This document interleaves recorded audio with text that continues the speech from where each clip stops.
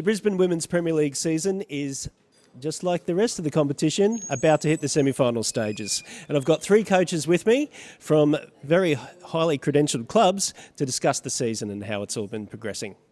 I'll start with you, Ben. Tell us about how the Pythons have gone this season. Yeah, look, we've had an up and down year. First half of the year was great. We gelled really quickly. We had a great pre-season. We had a good competition with a few of the other teams. And we took that into the first half of the year, and we were doing really well. And I think we had visions of premiership. But then we knew we had a lot of players going away, and that's really hurt us in the second half of the year. A lot of players unavailable. So that's taken our chances of the premiership away. But in saying that, we've been able to blood a lot of our Div 1 players coming into Premier League and got a taste, which will be great for next year and beyond. And now we're starting to see those players that were here for the first half sort of trickle back, and we're starting to get our full team back, which has really given us a bit of confidence going into the finals the next couple of weeks. So we're slowly getting back to where we want to be, and we just think if we can just keep building, we'll give the finals a really good crack. So yeah, it's been a good year. Competition's been great, and this is our second year in Premier League. So yeah, we're really happy with where we are, and hopefully we can get something out of the year and push on for the next few seasons. Scott, the Bulldogs, new to the competition. Tell us how it's all gone. Start of it was a good. It was a bit of a stop-start season with washouts and Easter breaks and all that stuff. So the start was very slow for us, which stopped our momentum going into the season. In the middle part of the season, we started to get a bit of momentum with some wins under our belts, playing some good football against some of the top teams, and it was good to play them in that middle part. Injury was a big concern for us just after that, coming towards the end of this now, with a couple of key players also going away on work as well and injuries. But coming to the end of this season now, we've got everyone almost back to full strength, which is great going into the final series, where we can still try and push and fight against these top teams where they rightly deserve to be there. And the competition has been that high standard that whole year. So it's been fantastic for our first year in the season and the competition, and we hope the Capalaba keeps growing and bigger every year to keep competing with these top teams. You've got the Redlands girls with you this season who've all defected to your club. Yeah. It was really good knowing a lot of them from when I was over at Redlands myself. So a bit of a rapport with them already. People like Alice Grant coming in with her knowledge of the game, and Joe Buckley with their backgrounds has always been good for our younger girls, especially the young Capalaba girls who are coming into their first year in the season, into this competition as well. So those experienced girls from that club have helped us immensely throughout the season. Annerley, always a powerhouse in the women's football. How's the season been for you, Anthony? Yeah, overall, we can't complain. I think currently sitting second, east of a game in hand, but we started a bit slow. I think we conceded 8 goals in our first 2 games. In the off-season, I think we lost 10 or 11 quality players due to NPL work commitments and other things like that. It's made it tough, but we've brought in a few good players who have been playing in our City 1 team. And a few of the girls who were in our second team last year have stepped up really well, been working really hard, and have all definitely earned their spot in our Premier League side this year. So coming into finals, I think we're playing some reasonably good football, always looking to improve, but all in all, it's a pretty successful year so far. With the NPL taking out the cream of the crop from last season, what's that done to the competition this year? Yes, a lot of quality players have left, but I think the standard of the competition is still very high.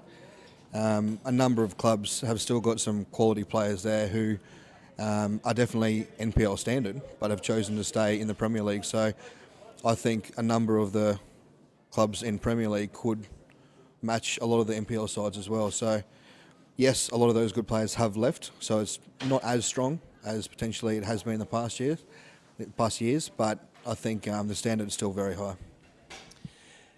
Ben, have you found that with the loss of the NPL clubs, that the teams are more consistent across the board? Oh, definitely, mate. I think the Premier League is. I don't want to sort of compare the two, but I think the Premier League is a much healthier competition. The 9 teams in the comp on their day are, can sort of take the points in any one game. So it's hard to say. I mean, last year, we had the SEQ League, and I think, like the cream of that crop have gone on to play NPL. And I think Football Queensland would probably admit they've probably erred in giving out so many licences that their competition has suffered from it. Whereas I think the Premier League, right across the board, it's still a quality standard. There's still quality players. Like Anthony said, there are players that can definitely, jump up to NPL, no doubt. But that's having those quality players there, having the younger ones coming through, and just, it's a much more consistent competition, the Premier League, which has been great for us. I'm there are rumours that they'll sort of streamline the NPL comp next year, perhaps, and if they do that, I think that'll only strengthen both competitions, to be honest. I mean, that'll strengthen the NPL. You won't see these landslide results you're getting. I think just the other day there was a 15-0 result. I mean, those sort of results aren't a thing of Premier League, which is great. So, and if they do streamline it and we get some players coming back, that'll only strengthen the Premier League again. So, I understand the concept of NPL. I'm all for it. I don't think it's had a massive impact on Premier League, to be honest, this year. I think the standard has been consistent with what it was last year. We certainly found it that way, and I just think it's a really, really competitive league throughout. I think all 9 teams have really done pretty well this year. Scott, which teams have really stood out for you this season? Oh, look, everyone has stepped up and done their club justice throughout the year. Of course, your top 4 teams, we got your Annerleys, your Pine Hills, and Logans and East. They've always been consistent over the whole season. Every time we've played them, it's been a great match and a great battle, and that's why they're the top 4 teams. UQs and the teams that are just below the mark, they've surprised so many of us throughout the year, and they've coming along every match and every week that they're just going to come and surprise us with girls who just want to be there and they want to battle and prove to themselves that they're in this league for a reason. So, and these are girls that are probably still nipping out MPL level as well. With UQ having the license and East having the license, they've still got a core of talented girls there just waiting to go and play MPL or keep their club at a strong level in the BWPL as well. So those top 4 teams have been amazing this year watching, and so it's been good. Anthony, have there been any players that have really stood out for you this year? Every club's got a number of quality players. I know my girls have been very consistent this year. I'm not going to name individuals from my side anyway, because we've pride ourselves on our consistency. I've got a number of players who are very strong, but every week they do their job and they work well as a unit. Other clubs have got some fantastic players. You've got your Courtney Donsky. She's been around for years, playing Capalaba. She's always a handful. Pine Hills have got a number of girls really stepping up. You've got Fern, who's just scoring goals for fun. And one thing I've noticed this year is the quality of goalkeeping has been sensational. I think I've got a fantastic goalkeeper, but there are 6 or 7 keepers in the comp that are absolutely amazing. And I think every game you've got to be at your best to put goals past them. So credit to them. We're coming into the finals now. We've got 2 coaches here that are right in contention. Scott, are you a chance of making the finals still? Yeah, we can still push if we win the next couple of games. We do have East and Logan. They're in the top 3. But in the first round, we went with East and had a 3-3 draw, so anything can happen for us. Logan, we had to catch that. We had to chase that whole game, and unfortunately losing 3-2. So the results didn't reflect on how we played. But I think coming into the end, the gritty end of the season, if you want to call it that, the girls can really step up and show that we can be a top 4 contender and go for that title as well. So, Ben, do you think Logan will continue on and take out the premiership? I honestly think I read something the other day that said it'll probably come down to the last afternoon of the season, and I think the Bulldogs have got to go down to Logan. I think if East can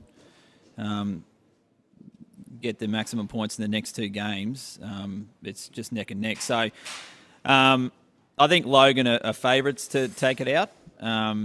And, you know, even if they don't, they've just had an amazing season to be where they are now from where they've come last year.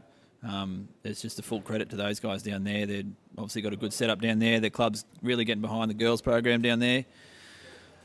So, yeah, I think they're favourites.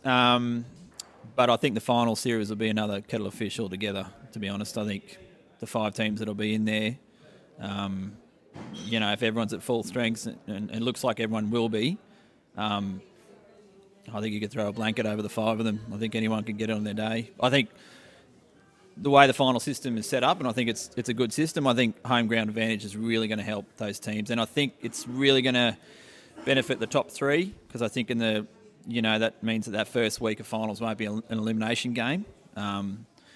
So, yeah, I'd suggest the winner of the grand final will come out of those top 3 positions. And I'd probably say that Logan just slightly favourites to take out the actual premiership. Anthony, you were the pre-season favourites by many judges. Still a chance that you can sneak in there? Oh, we definitely didn't give ourselves that tag. That was someone else. I thought it was everyone else except us.